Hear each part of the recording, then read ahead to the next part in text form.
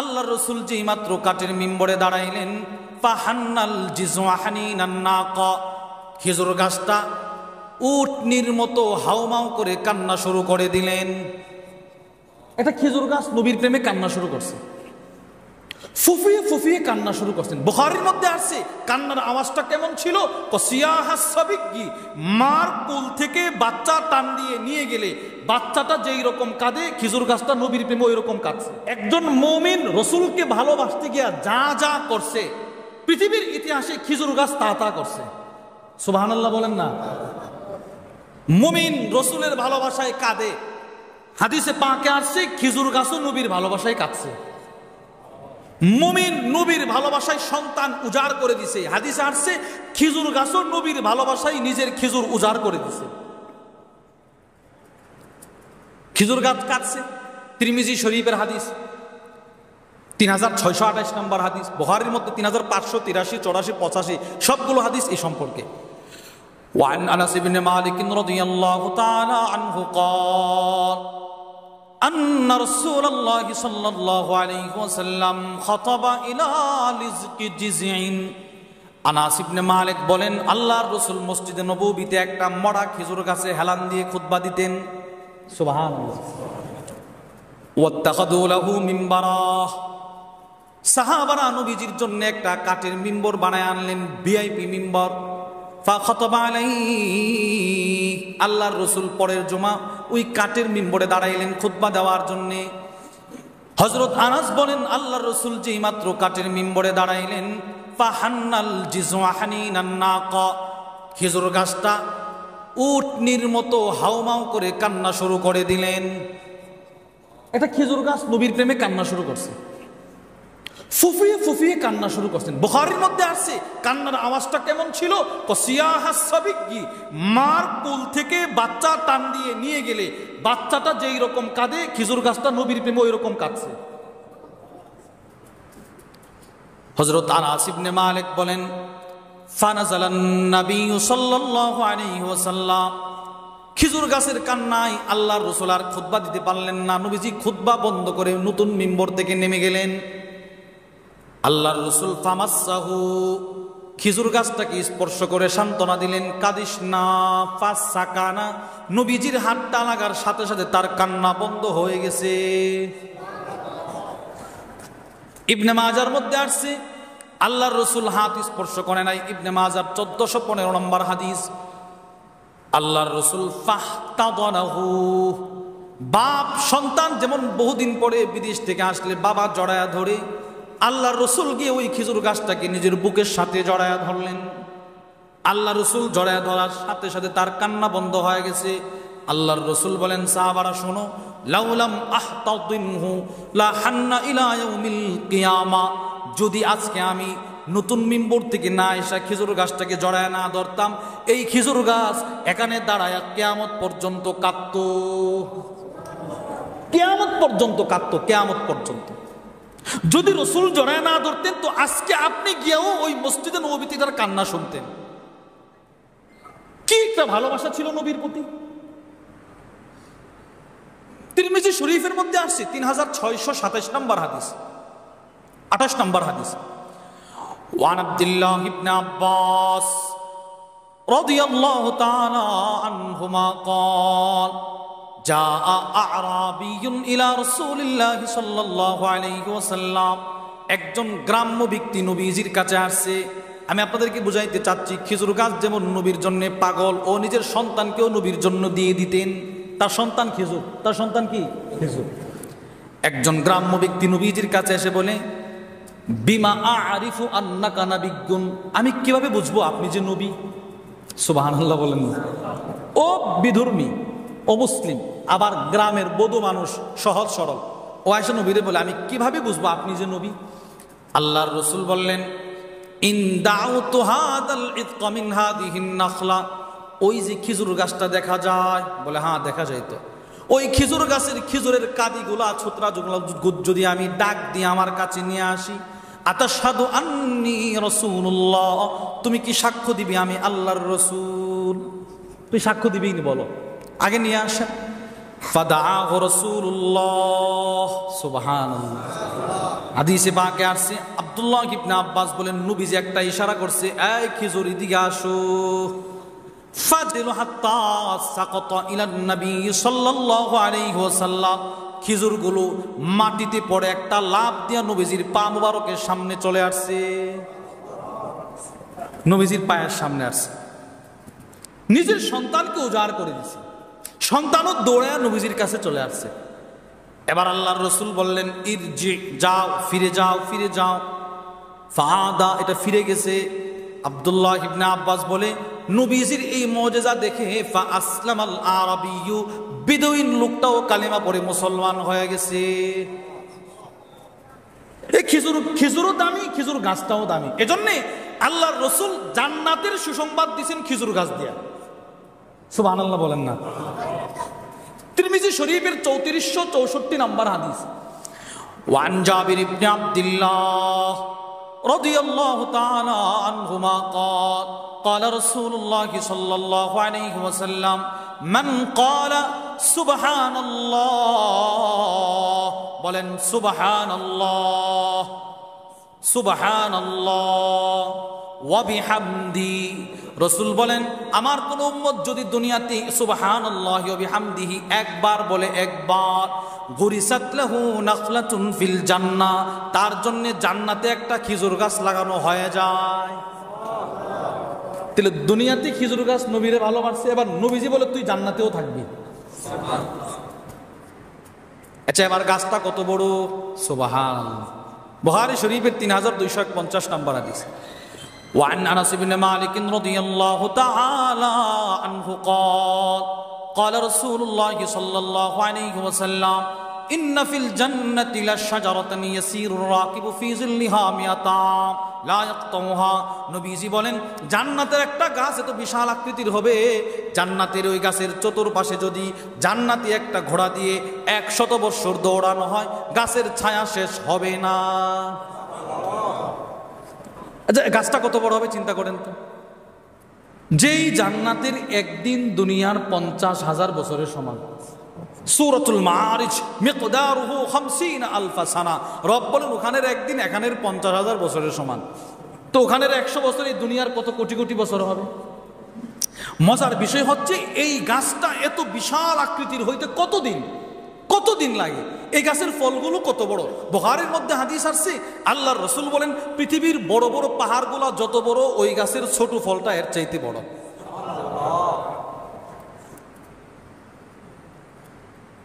আল্লাহর রাসূল একদিন বয়ান করতেছিলেন, নবীজি বলেন আন্না রাজুলান ইস্তাযানা রাব্বাহু ফিজ-জার, এক ব্যক্তি জান্নাতে গিয়ে কৃষিকাজ করার অনুমতি চাইবে। কৃষিকাজ করবে, কৃষিকাজ। আল্লাহ বলবে এত নিয়ামত দিলাম, তোমার কি মনপুত হলো না? সে বলে আল্লাহ আমি করতে চাই, নাও করো। ফাবাদারা, সে জান্নাতে বীজ লাগাবে, এই গাছ বড় হবে। ফাবাদারা তরফা নাবাতুহু ওয়াস্তিওয়াউহু ওয়া ইস্তিহসাদু, গাছ বড় হবে, গাছে ফুল আসবে, ফল হবে, ফল বড় হবে, ফলগুলো সে কাটবে, কেটে জান্নাতে নিয়ে খাবে। আচ্ছা বলুন তো 100 বছর যদি ঘোরানো হয়, গাছের ছায়া শেষ না হয়, গাছটা কত মোটা হবে?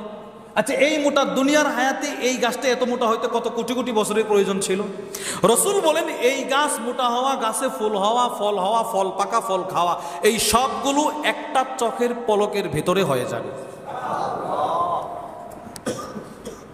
এই রকম গাছ হবে জান্নাতে। শুধু নবীজি হাদিসে বলে নাই, as-sahihul musnad mimma laysa fi as-sahihayn। একজন আলেম ছিলেন আল্লামা আবু আব্দুর রহমান আল-ওয়াদিঈ রাহিমাহুল্লাহ। ওনার একটা কিতাব আসলে বুখারী মুসলিম ছাড়াও অনেক সহিহ হাদিস একত্রিত করেছেন, নাম দিয়েছেন as-sahihul musnad mimma laysa fi as-sahihayn-এর 32 নম্বর হাদিস। আবু দাহদা থেকে বর্ণিত এক সাহাবী নবীজির কাছে আসছে, এসে বলে ইয়া রাসূলুল্লাহ ইন্না লি ফুলানিন নাখলা, আমার প্রতিবেশীর একটা খেজুর গাছ আছে, সব শুধু খেজুর গাছের কারবার।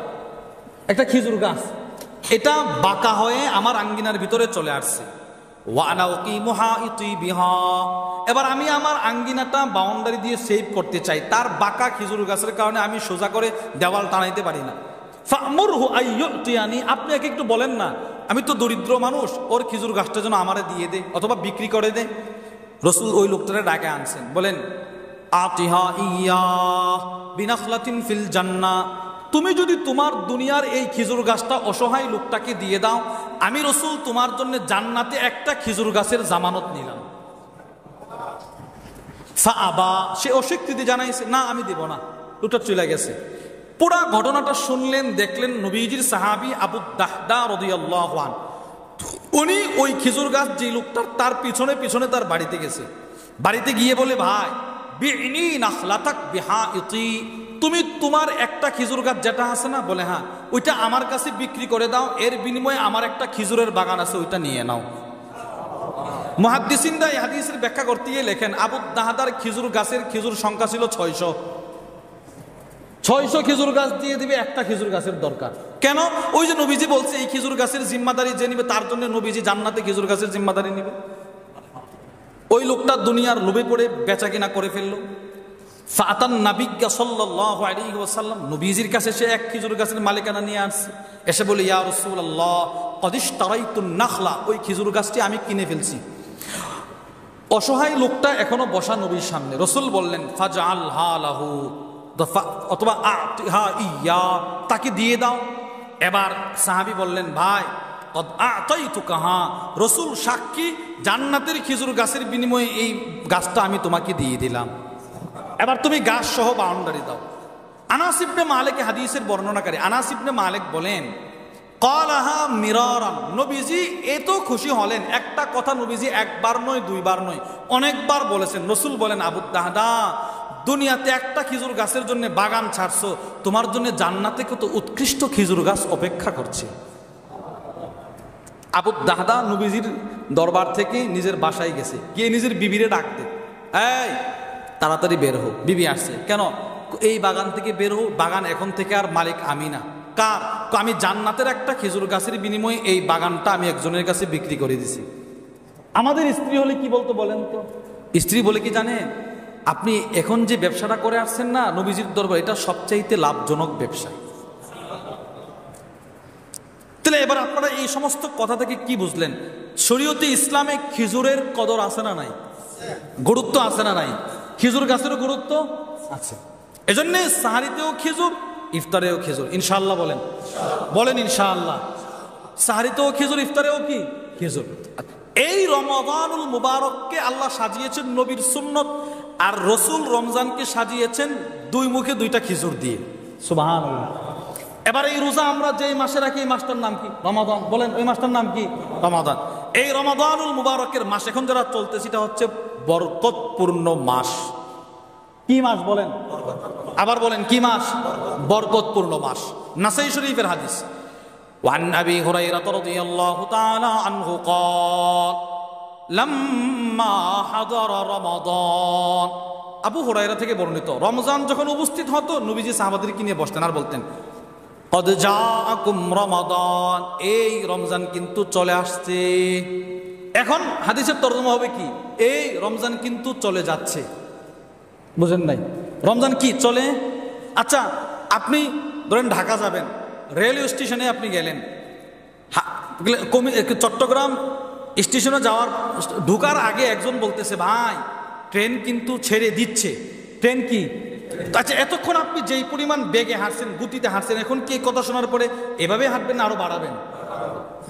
তো রাসূল বলতেছেন এই রমজান কিন্তু চলে আসছে, আর এখন এই রমজান কিন্তু চলে যাচ্ছে। আমাদের গতি কি কমা দরকার ছিল না বাড়া? কিন্তু আমাদের গতি এর উল্টো। প্রথম দিন 6 কাতার মুসল্লি তারাবিতে, এরপরের দিন 4-5 কাতার, এরপরের দিন 6 কাতার, এরপরে নিয়মিত যারা নামাজ পড়তেন তারা আর কয়েকজন আল্লাহর বান্দা, আবার 27 রমজানের সবাই। অথচ রমজানের প্রথম রাত্রে আল্লাহ যেই পরিমাণ রহমত দেন এর চাইতে বেশি দেন এর পরের রাত্রে। প্রথম রাত্রে যেই পরিমাণ মানুষকে ক্ষমা করেন এর চাইতে বেশি মানুষ ক্ষমা করেন এর পরের রাত্রে। আমরা এর উল্টোটা বুঝি। চিন্তা করছেন? রাসূল বলেন, জাআকুম রমাদান, এই রমজান কিন্তু চলে আসছে, শাহরুন মুবারক, এটা একটা বরকতপূর্ণ মাস। সুবহানাল্লাহ, এটা বরকতপূর্ণ মাস। এবার আমরা প্রশ্ন করলাম, বরকতপূর্ণ যে কিছু দলিল বলেন, আমাদেরকে কিছু বুঝিয়ে দেন। রাসূল বলেন, জানো না এই মাসে জান্নাতের দরজাগুলো খুলে দেওয়া হয়েছে, এই মাসে জাহান্নামের দরজাগুলো বন্ধ করে দেওয়া হয়েছে, শয়তানকে শৃঙ্খল বুদ্ধি করা হয়েছে। 1 নাম্বার বরকতপূর্ণ মাস। 2, রমজান মাস এ কথাটা মুখস্থ করবেন। রমজান মাস মুসলমানদের জন্য সর্বোত্তম মাস। বলেন, রমজান মাস মুসলমানদের জন্য, আর মুনাফিকদের জন্য সবচাইতে কষ্টের মাস। মুনাফিকদের জন্য সবচাইতে কষ্টের। শুআবুল ঈমানের মধ্যে হাদিসে 3335 নম্বর হাদিস, আবু হুরায়রা থেকেই বর্ণিত। রাসূল বলেন, মা আতারাল মুসলিমিন, নবীজি বলেন, শাহরুন খায়রুল লাহুম মিন রমাদান, মুসলমানদের জন্য রমজানের চাইতে শ্রেষ্ঠ আর কোনো মাস আসতে পারে না। সুবহানাল্লাহ। ওয়ালা আতা আলাল মুনাফিকিন শাহরুন শাররুল লাহুম মিন রমাদান, আর মুনাফিকদের জন্য রমজানের চাইতে কষ্টের আর কোনো মাস হতে পারে না। এই মাসটা বাকি অন্য মাসের তুলনায় কতটা মুসলমানদের জন্য শ্রেষ্ঠ, এর একটা ছোট্ট একটা দৃষ্টান্ত দিয়েছেন। মিশরের একজন লেখক আছেন, আবু আম্মার মাহমুদ আল মাসরি, তার একটা কিতাব আছে কাইফা নাফুজু বিরমাদান। ওই কিতাবের মধ্যে তিনি নিয়ে আসছেন, ওটা আমি পড়ছি, ওটার মধ্যে নিয়ে আসছেন, এটা কিন্তু হাদিস না, উনি একটা দৃষ্টান্ত দিয়ে বুঝাইলেন। তিনি বলেন, ইয়াকুব আলাইহিস সালামের সন্তান ছিল 12 জন। কয়জন? 12 জন। আর আরবি মাসও কয়টা? তিনি বলেন, ইয়াকুব আলাইহিস সালামের 12 সন্তানের ভিতরে ইউসুফ আলাইহিস সালামের শ্রেষ্ঠত্ব যেমন, আরবি 12 মাসের ভেতরে রমজানের শ্রেষ্ঠত্ব তেমন। আচ্ছা, এবার আপনারা বলেন তো, বাকি 12 ভাইয়ের মধ্যে ইউসুফ আলাইহিস সালাম ছিলেন নবী, একজন নবীর মর্যাদা উম্মতের তুলনায় কত বেশি? বলেন না, অনেক বেশি। সেম ওই রকম রমজানের মর্যাদা বাকি 11 মাসের তুলনায় অনেক। তিনি আরেকটা দৃষ্টান্ত দিয়েছেন, তিনি বলেন, ফাকামা আন্না ইউসুফ আলাইহিস সালাতু ওয়াস সালাম, ইউসুফ আলাইহিস সালাতু ওয়াস সালাম আহাব্বাল আওলাদি ইলা ইয়াকুব, যেমনি ভাবে ইয়াকুবের কাছে ছিল সর্বশ্রেষ্ঠ সন্তান, এমনি ভাবে রমজান মাস বাকি 11 মাসের তুলনায় আল্লাহর কাছে সবচেয়ে প্রিয় মাস। ইয়াকুব আলাইহিস সালামের প্রিয় ছেলে ইউসুফ, আল্লাহর কাছে প্রিয় ছেলে, আর প্রিয় মাস হচ্ছে কি? রমজান। কোন মাস? তিনি আরেকটা দৃষ্টান্ত দিয়ে তিনি বলেন, ইয়াকুব আলাইহিস সালামের 10 ছেলে ইউসুফ আলাইহিস সালামের সাথে কি পরিমাণ অন্যায় অপরাধ করছে, এটা আপনারা সকলেই জানেন। যত ধরনের মুসিবত সব দিয়েছেন, কোয়ায় ফেলেছে, যত ধরনের মুসিবত সব, এর বিনিময়ে ইউসুফ আলাইহিস সালাম কি প্রতিশোধ নিছেনি? কোনো লা তাসরিবা আলাইকুমুল ইয়াউম, এক বক্তব্য দিয়ে সকলকে ক্ষমা করে দিয়েছে। এরা যখন এদের ওয়াইন কুন্না লা খাতিন, গুনার কথা স্বীকার করছে, অপরাধ স্বীকার করছে, ইউসুফ বলে সব মাপ। তিনি বলেন, রমজানও কেমন যেন আমাদেরকে বলে, 11 মাস গুনাহ করছো, আমাকে পায়া গেছো, শুধু একটু গুনার জন্য অনুতপ্ত হও, তোমার সব গুনাহ মাপ। আমাদের হযরত ওয়ালা হাকিমুন নফস আরিফ বিল্লাহ আল্লামা মুফতি মুশতাকুন নবী কাসিম হাফিজুল্লাহ হুজুরের লক্ষ্মীপুর মসজিদে আমারই নিছেন, ওখানে বয়ান করার জন্য হুজুরের আদেশে আমি গেছি। হুজুর ওখানে বয়ান করার পর আমি হুজুরের বয়ান পুরোটা শুনছি। হুজুর একটা কিতাবের নাম বলছেন, আমাদের আদিব শাহ হুজুর আবু তাহের মিসবাহ হাফিজাহুল্লাহর লিখিত কিতাব ইসলামকে জানতে হলে। হুজুর ওইটা থেকে সুন্দর কিছু কথা বলছেন, আমি সাথে সাথে কিতাবটা সংগ্রহ করছি, পড়ছি। ওইটার মধ্যে হুজুরের মুখ থেকেও শুনছি, আমি নিজেও পড়ছি। ওই কিতাবের মধ্যে হুজুর লেখেন, আবু তাহের মিসবাহ হাফিজাহুল্লাহ লেখেন, রমজানের দামটা কেমন। তিনি বলেন রমজান আর রমজান ছাড়া বাকি 11 মাসের পার্থক্য কেমন, আল্লাহর রহমতের দৃষ্টান্তটা কেমন। বিশাল এক সমুদ্র, ওই সমুদ্রে আপনি একটা সুই ডুবাইছেন, সুই ডুবালেন, নিচে দিলেন, পানির নিচে রাখলেন, সুইটা উঠানোর পরে এই সুইয়ের আগায় সমুদ্রে কি পরিমাণ পানি লাগবে বলেন? সামান্য। এটাও কিন্তু কল্পনা করা যায়, একটু আর্দ্রতা থাকবে, আর্দ্রতা। তিনি বলেন 11 মাসে আল্লাহ যেই পরিমাণ রহমত দেন, এটার দৃষ্টান্ত হচ্ছে সেই সমুদ্রের থেকে ডোবানো সুইয়ের আগার পানি, আর রমজানের রহমতের দৃষ্টান্ত গোটা সমুদ্রের পানি। কত সুন্দর কথা তিনি বলছেন।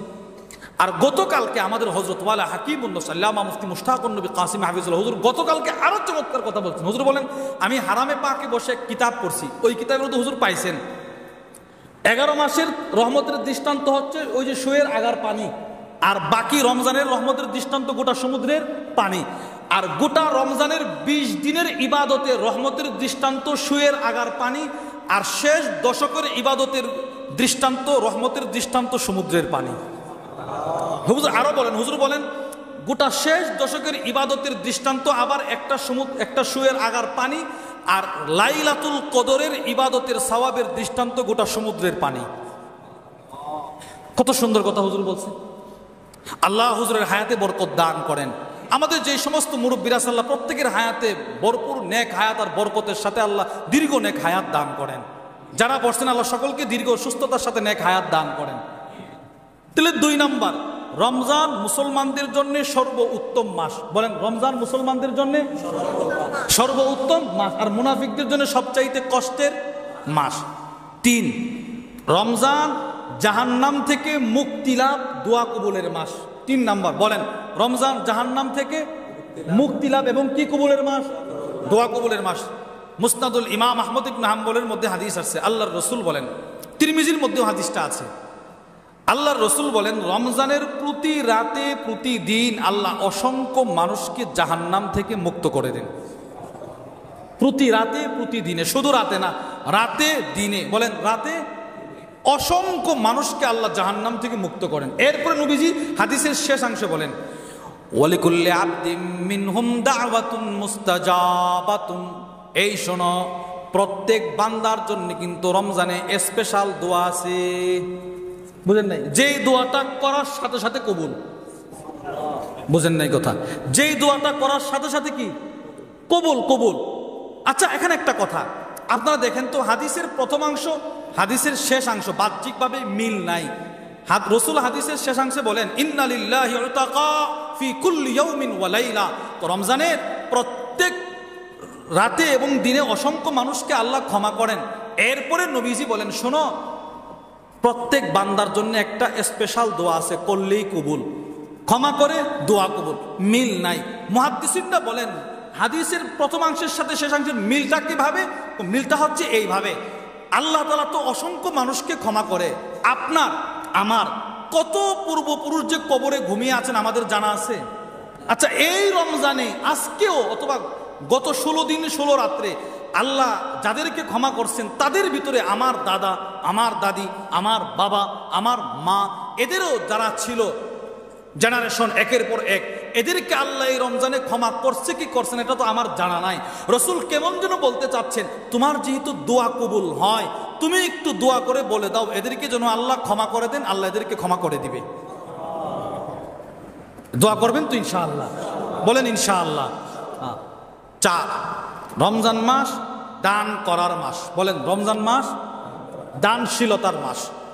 বুখারী শরীফের 6 নম্বর হাদিস, ওয়ান আব্দুল্লাহ ইবনে আব্বাস রাদিয়াল্লাহু তাআলা আনহুমা ক্বাল কানা রাসূলুল্লাহ সাল্লাল্লাহু আলাইহি ওয়াসাল্লাম আজওয়াদান নাস। আব্দুল্লাহ ইবনে আব্বাস থেকে বর্ণিত, তিনি বলেন, আল্লাহর রাসূল ছিলেন মানুষের মধ্যে সর্বশ্রেষ্ঠ দাতা। সুবহানাল্লাহ। নবীজির চাইতে বেশি দান করার রেকর্ড পৃথিবীতে কেউ করতে পারে না, কিয়ামত পর্যন্ত কেউ করতে পারবে না। এটা আপনাদের বিশ্বাস হয়নি?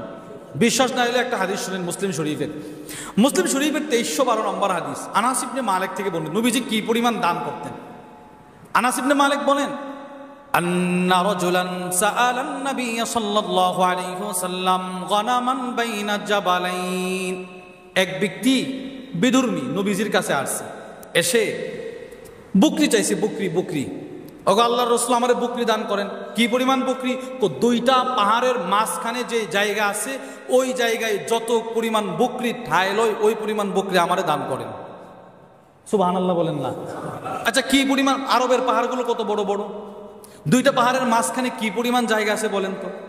ওই পরিমাণ বকরি সে নবীর কাছে চাইছে। আনাস ইবনে মালিক বলেন, ফাআতাহু ইয়্যাহ, নবীজিও তাকে ওই পরিমাণ বকরি দান করে দিলেন। এই হাদিসের ব্যাখ্যা করতে গিয়ে বিখ্যাত আলেম আল্লামা মুহাম্মদ ইবনে সালেহ আল উসাইমিন রাহিমাহুল্লাহ তার বিখ্যাত মুসলিম শরীফের সরা, ওনার একটা মুসলিম শরীফের সরা আছে, শারহ সহিহ মুসলিম, ওটার মধ্যে লেখেন, রসুল তাকে এই পরিমাণ বকরি দান করলেন যে 2 পাহাড়ের মাঝামাঝি জায়গাটা পুরোটা পূর্ণাঙ্গভাবে ভরপুর হয়ে গেছে। চিন্তা করেন তো কি পরিমাণ বকরি দান করছে। এবার সে তার সবগুলো বকরি নিয়ে নিজের এলাকার দিকে গেছে।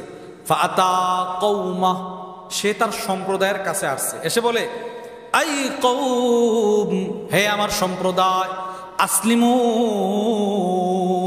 তোমরা তাড়াতাড়ি কালিমা পড়ো। সুবহানাল্লাহ। কেন রে, কেন? কফাওয়াল্লাহ, আল্লাহর কসম, ইন্না মুহাম্মাদান সাল্লাল্লাহু আলাইহি ওয়াসাল্লাম লা ইউতি আতা মা ইয়াখাফুল ফাকর, নিশ্চয়ই মুহাম্মদুর রাসূলুল্লাহ সাল্লাল্লাহু আলাইহি ওয়াসাল্লাম আল্লাহর কসম তিনি এমন ভাবে দান করে নিজে ফকির হওয়ার ভয় করে না। আচ্ছা, পৃথিবীতে কি এমন আছে কেউ যে দান করে কিন্তু ফকির হওয়ার ভয় করে না? সবাই করে, কিন্তু সবাই কি আমিও দান করলে, আর ইসলামও বলে তুমি ওই পরিমাণ দান করো তোমার ঘরের খাবারটা রাখা, এমন করো না আজকে দান করছো কালকা তুমি প্লেট নিয়ে পথে বসছো না। কিন্তু রসুল একমাত্র ব্যক্তি এমন ভাবে দান করতেন নিজে ফকির হওয়ার, দারিদ্র হওয়ার কোনো ভয় তিনি করতেন না। এবার আপনারা মনে মনে ভাবতে পারেন, তাইলে বুঝি আগের জমানার মানুষ নবীর কাছে কালিমা পড়ছে সম্পদের জন্য? না, এই প্রশ্নের জবাব হাদিস বর্ণনাকারী আনাস ইবনে মালিক দিয়ে দিচ্ছেন। তিনি বলেন, ইন কানার রাজুল লা ইসলিমু মা ইউরিদু ইল্লা দুনিয়া। শুনো, যদিও মানুষগুলো প্রথমে আয়েশা দুনিয়ার জন্য কালিমা পড়তো, দুনিয়ার জন্য কালিমা, কিন্তু যখন তারা কালিমা পড়ে মুসলমান হয়ে যেত, হাত্তা ইয়াকুনাল ইসলামু আহাব্বা ইলাইহি মিনাদ দুনিয়া ওয়া মা আলাইহা, ইসলাম ধর্ম গ্রহণ করার পরে গোটা পৃথিবীর চাইতে ইসলামটা তার কাছে বেশি প্রিয় হয়ে যেত। আসছিল দুনিয়া কামানোর জন্যে, কিন্তু এরা যখন সম্পদ নিয়ে যা আর মনে মনে বলে কিরে এই সম্পদ দিয়ে কি করব, এই সম্পদ যিনি আমাকে দিছেন সেই নবীকে তো আমার দরকার। যার বাস্তব প্রমাণ সব সাহাবারা যারা ধনী সাহাবী ছিল, এরা ইসলাম ধর্ম গ্রহণ করার পরে সম্পদ ছেড়ে দারিদ্রতার কাপড় পরিধান করছে। মুসআব ইবনে উমাইর, যার ব্যাপারে আল মুস্তাদরাক আলা সহিহাইনের মধ্যে হাদিস আছে, আল্লাহর রসুল বলেন মুসআব এমন এক ব্যক্তি ছিল, যুবক ছিল মক্কা, সকালে একটা কাপড়, জোহরে এক কাপড়, আসরে এক কাপড়, ঘুমানোর সময় এক কাপড়। রসুল বলেন ও এমন একটা সেন্ট আতর ব্যবহার করত যে আতরটা মক্কার আর দ্বিতীয় কাউকে আমি ব্যবহার করতে দেখি নাই। কি বড় লোক ছিল বলেন তো, কি শিল্পপতির ছেলে ছিল। এই মুসআব যখন কালেমা পড়ছে, তিরমিজির হাদিস, আলী বলেন নবীজির সাথে বসা মসজিদে নববীতে, মুসআব মসজিদে ঢুকেছে, তাকায় দেখি তার শরীরে একটা ছেঁড়া চটের কাপড় পরিহিত। চিন্তা করছেন, ইসলামের জন্য সব ছেড়ে দিছে, সব ছেড়ে দিছে। এজন্য এরা কালিমা পড়তো প্রথমে সম্পদের লোভে, কিন্তু নবীজির চেহারা দেখা সম্পদ ছেড়ে দিত, নবীকে চাইতো। দান করা, নবীজি দান করতেন। তো রসুল সাধারণ দান ছিল নবীজি মানুষের মধ্যে সর্বশ্রেষ্ঠ, আর রমজান ঢুকলে নবীর দান কেমন ছিল? আব্দুল্লাহ ইবনে আব্বাস বলেন, ওয়াকানা আজওয়াদা মা ইয়াকুনু ফি রমাদান হিনা ইয়ালকাহু জিবরিল। জিবরিল যখন নবীর সাথে সাক্ষাৎ করত তখন নবীজির দান আরো বেড়ে যেত। রমজানে নবীর সাথে সাক্ষাৎ করত জিবরিল, আর নবীজির দান আরো বাড়ত।